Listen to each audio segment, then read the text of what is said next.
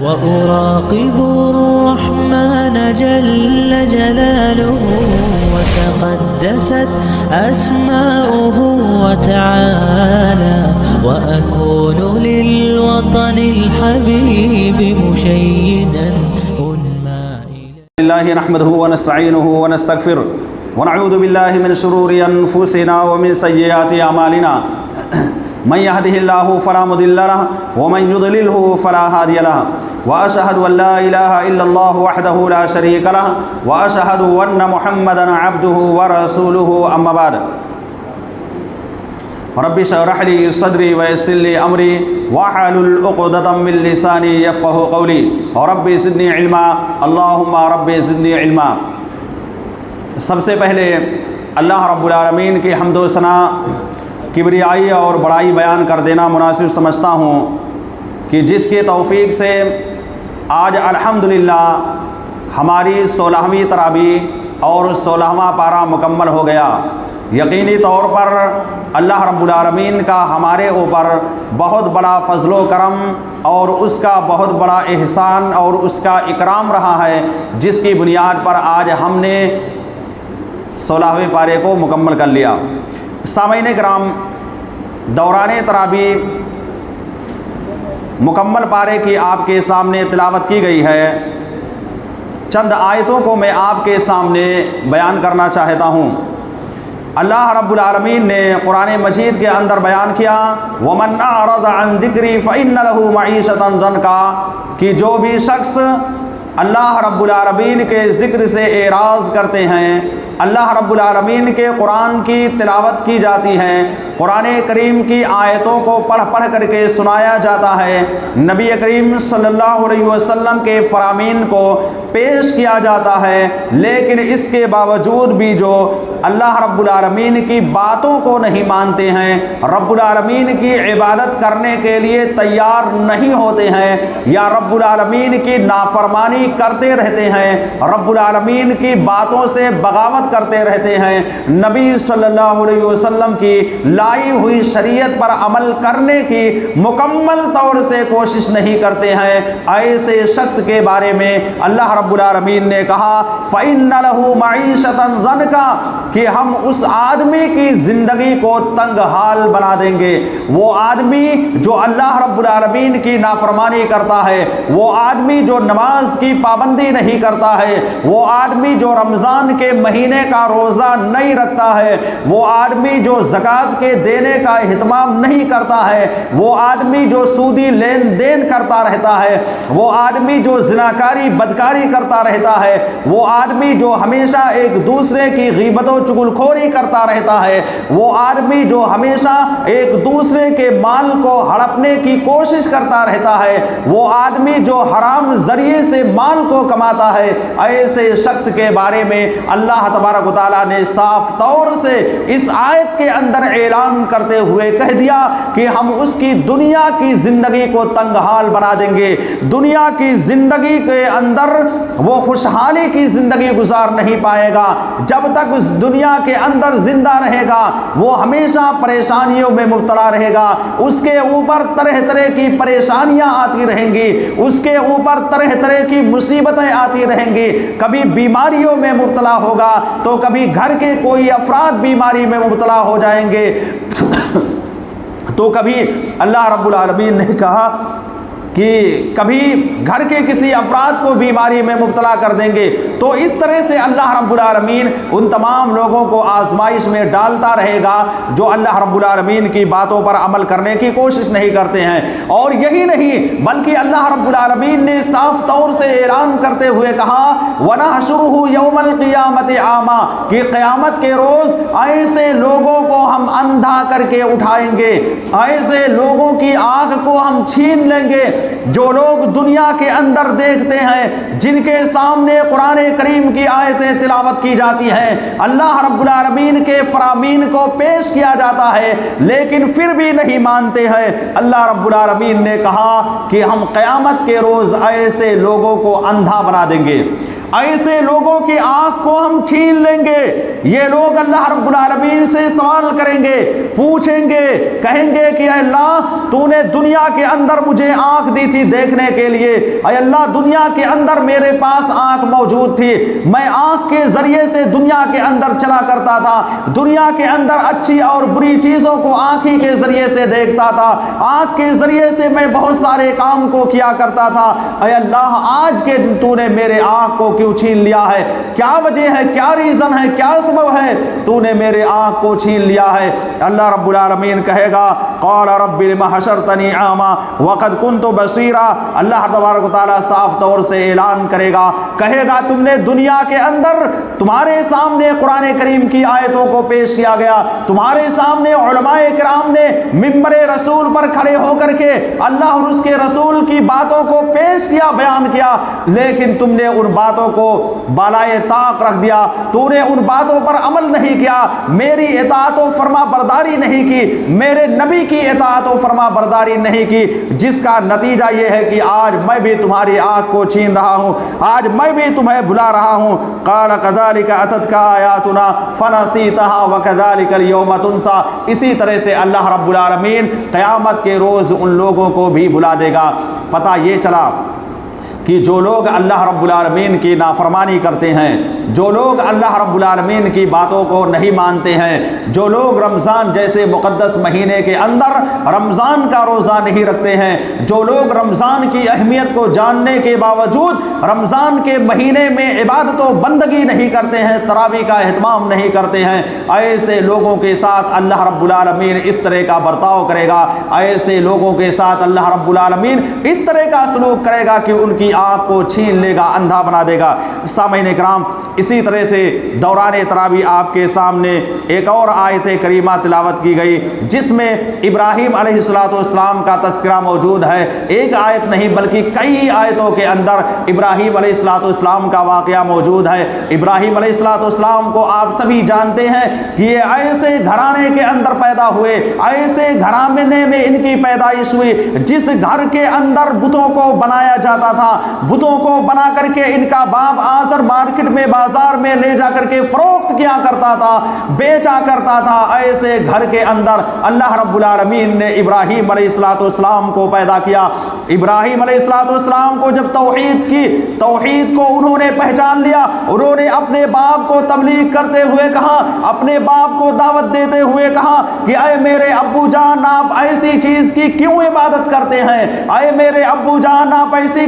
چیز کی پوجا پاٹ کیوں کرتے ہیں جو نہ تو سن سکتے ہیں نہ تو دیکھ سکتے ہیں؟ آپ ان بتوں کے سامنے اپنی پیشانی کو ٹیکتے ہیں، آپ ان بتوں کے سامنے جا کر کے سجدہ کرتے ہیں۔ ارے یہ بت تو اتنے زیادہ کمزور ہو چکے ہیں، اتنے زیادہ کمزور ہیں کہ یہ بت ذرہ برابر بھی حرکت نہیں کر سکتے ہیں۔ ان بتوں کے اوپر اگر مکھی بیٹھ جائے تو مکھیوں کو بھگانے کی طاقت نہیں رکھتے ہیں۔ اے میرے ابو جان آپ ایسے بت کی عبادت کیوں کرتے ہیں؟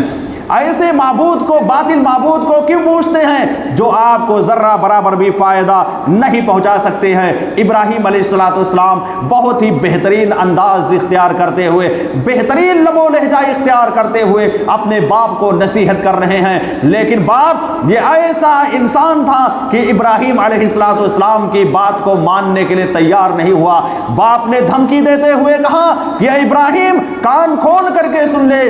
اے ابراہیم اس بات کو یاد کر لے، اگر تو نے دوبارہ اس طرح سے میرے معبودوں کی نافرمانی کی، میرے معبودوں کی توہین کی، میرے معبودوں کے خلاف اگر تو نے بات دوبارہ نکالنے کی کوشش کی تو اے ابراہیم سن لے تجھ کو میں اپنے گھر سے نکال کر کے بھگا دوں گا۔ یہ دھمکی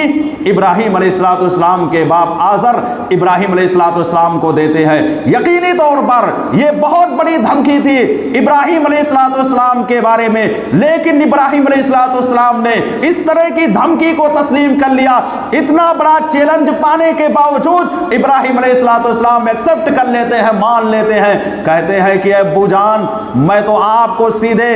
راستے کی طرف رہنمائی کروں گا، صحیح باتوں کو میں آپ کو بتاتا رہوں گا، اور رہی بات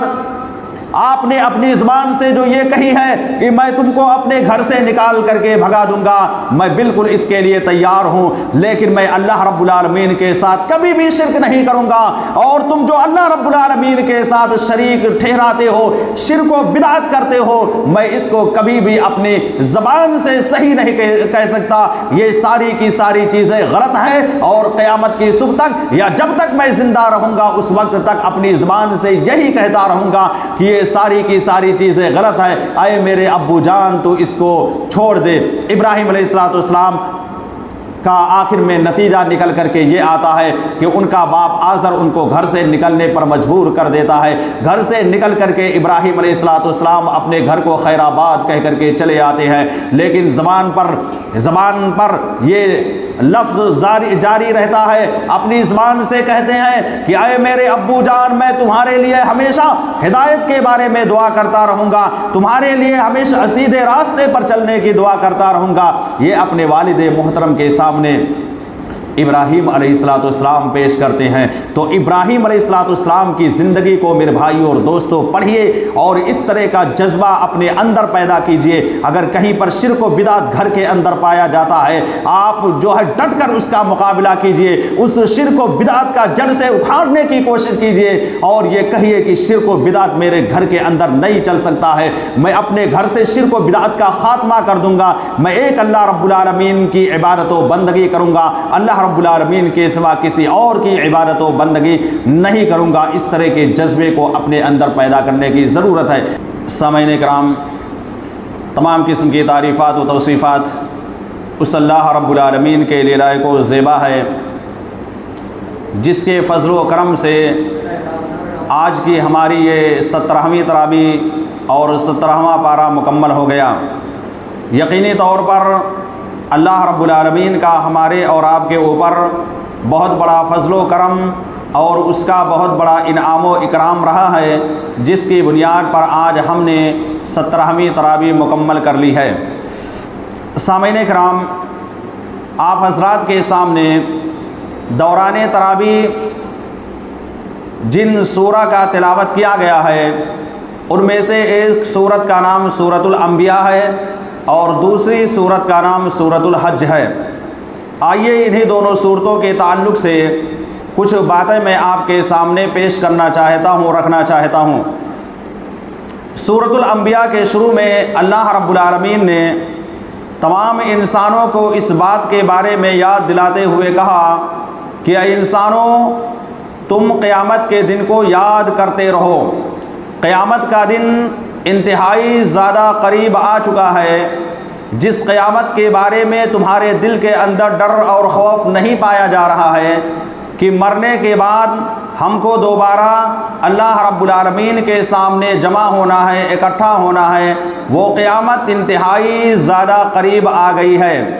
لیکن انسانوں کی حالت یہ ہے کہ انسان غفلت کی زندگی گزار رہے ہیں، انسانوں کی حالت یہ ہے کہ انسان سستی کی زندگی گزار رہے ہیں۔ یہ رمضان جیسا مقدس مہینہ پانے کے باوجود بھی رمضان المبارک کے مہینے کی اہمیت کو اور فضیلت کو نہیں جانتے ہیں، یا رمضان کے مہینے کی اہمیت اور فضیلت جاننے کے باوجود بھی کاہلی اور سستی کے ساتھ جس طرح سے سال کا 11 مہینہ گزار دیتے ہیں، ٹھیک اسی طرح سے آج مسلمانوں کی حالت یہ ہو چکی ہے کہ یہ مہینہ جو کہ بہت ہی مقدس اور بابرکت مہینہ ہے، اس مہینے کو بھی غفلت کے ساتھ، سستی کے ساتھ گزار رہے ہیں۔ میرے بھائی اور دوستو، ایسے لوگوں کو قیامت کے بارے میں یاد کر کے یہ سوچنا چاہیے کہ یہ دنیا، جس دنیا کے اندر ہم رہتے ہیں، جس دنیا کے اندر ہم اور آپ زندگی گزارتے ہیں، یہ چند لمحے کی زندگی ہے۔ چند لمحے کے بعد اس دنیا کا خاتمہ ہو جائے گا،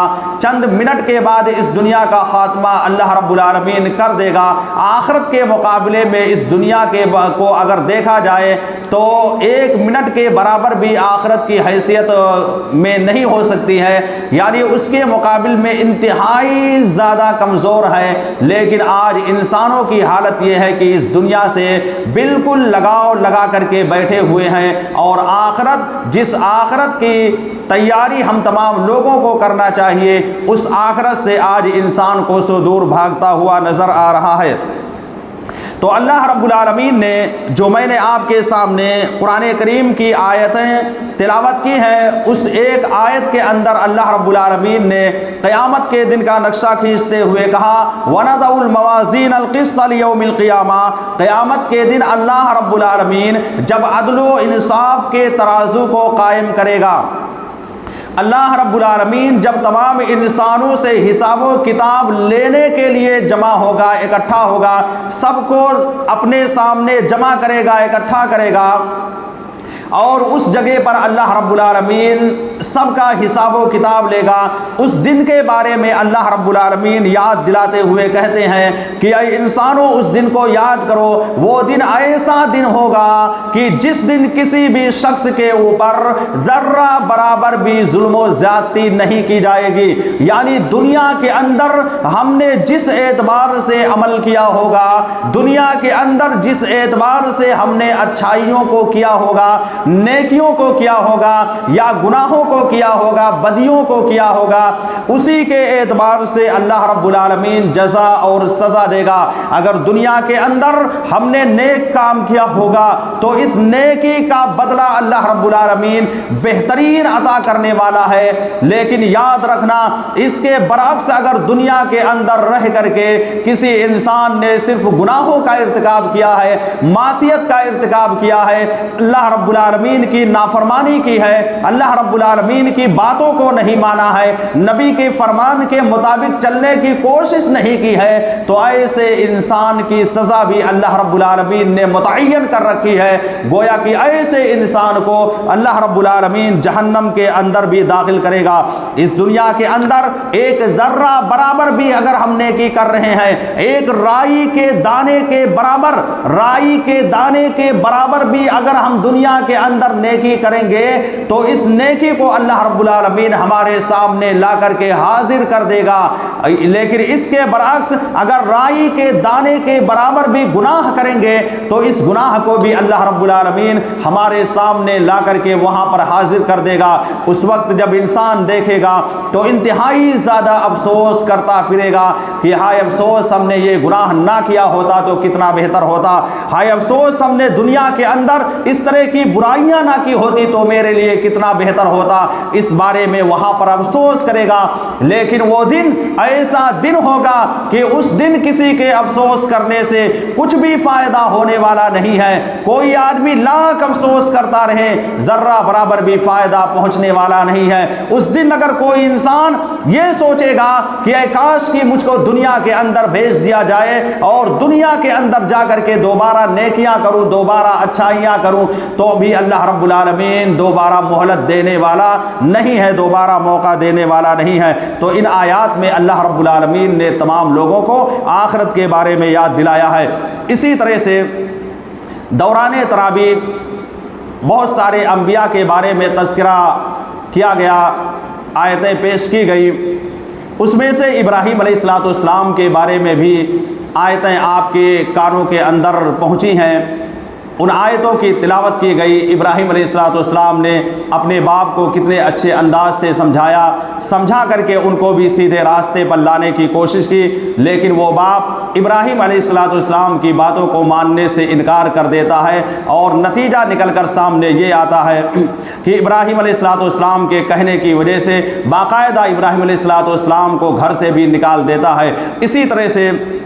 تراویح کی نماز میں حضرت ایوب علیہ السلام کا بھی تذکرہ آیا۔ حضرت ایوب علیہ السلام جن کی بیماری انتہائی زیادہ ہو گئی تھی، کافی سالوں تک یہ بیماری میں مبتلا تھے، بہت سارے اختلافات پائے جاتے ہیں۔ کچھ مفسرین نے یہ لکھا ہے کہ 8 سال تک، 10 سال تک، 18 سال تک، بہرحال جو بھی ہو کافی دنوں تک ایوب علیہ السلام بیماری میں مبتلا رہے، اور اس بیماری میں جب وہ مبتلا رہے تو ایسا نہیں کہ وہ نا امید ہو کر کے بیٹھ گئے، بلکہ امید کے دامن کو انہوں نے تھام کر کے رکھا تھا۔ اللہ رب العالمین سے وہ دعا کرتے رہے، آخرکار اللہ رب العالمین نے ان کی دعا کو سن لیا۔ آخر میں اللہ رب العالمین نے ایوب علیہ السلام کو بھی شفا سے نواز دیا، شفائے کاملہ و عاجلہ عطا کر دیا۔ اس سے ہمیں ایک درس یہ بھی نکلتا ہے کہ ہمارے اوپر اگر کسی قسم کی پریشانی آتی ہے، کوئی دقت آتی ہے، کوئی مصیبت آتی ہے، تو ان ساری پریشانیوں میں ہمیں نا امید نہیں ہونا چاہیے،